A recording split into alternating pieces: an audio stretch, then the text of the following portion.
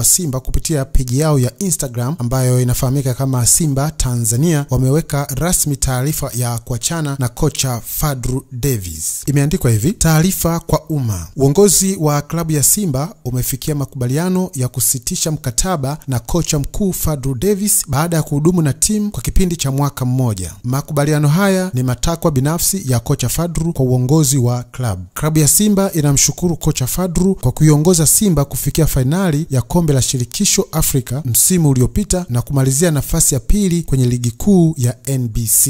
Uongozi wa klabu unamtakia heri na baraka kocha Fadlu katika maisha yake ya soka nje ya Simba. Imetolewa na uongozi klabu ya Simba tarehe 22 Septemba 2025. Lakini pia baada ya kupostiwa tangazo hilo katika peji ya Simba, zipo comment za baadhi ya mashabiki wa Simba wamejaribu kuonyesha hisia zao kupitia comments. Kuna mchezaji anaitwa Alassane Kante